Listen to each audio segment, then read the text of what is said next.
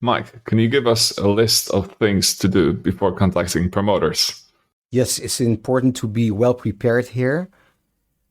There are a couple of things you should do. One, examine the artistic profile of a venue and make sure that this artistic profile fits your music.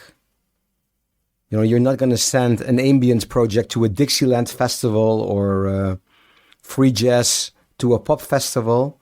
Don't let the first impression be the last one here. Then two, always offer one project at a time.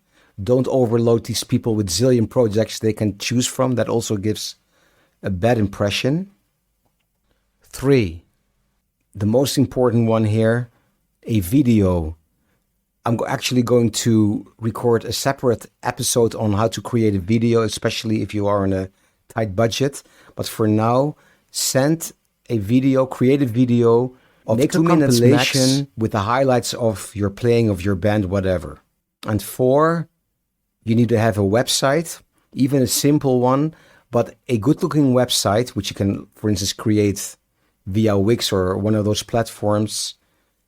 A good website is your professional business card online.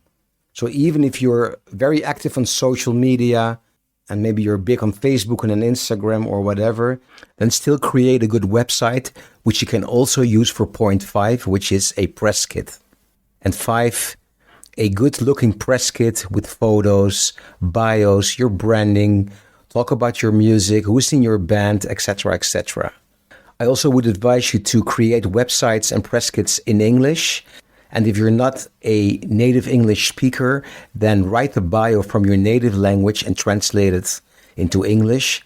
And do include a bio in your native language. And the rest do it in English because you don't want to be nurturing a website all the time or a press kit in several languages while most people speak English. So don't worry about this. So again, in the next episodes, I will cover all these topics in detail.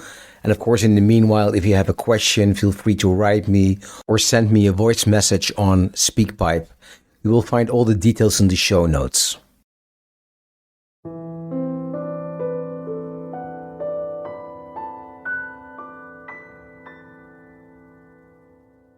If you enjoy my podcast, then please subscribe, give it a rating, and share it with other musicians. I also host another podcast, the Mike Del Ferro podcast, with travel stories, interviews with wonderful people, and more. You will find it on Spotify and all other podcast platforms or via my website, mikedelferro.com.